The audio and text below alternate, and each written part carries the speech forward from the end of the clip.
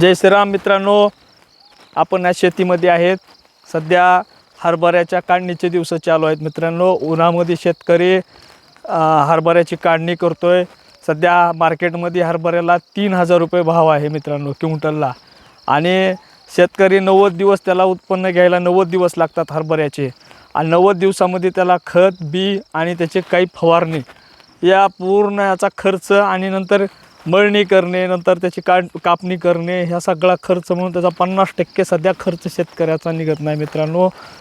आणि सध्या शेतकऱ्याच्या कुठल्याही पिकाकडे शासन सरकारचं लक्ष नाही मित्रांनो. बघताय आपण कुठल्याही बाजारभावाकडे शेतकऱ्याच्या पिकाच्या बाबतीत बाजारभावाकडे सरकारचं लक्ष नाही.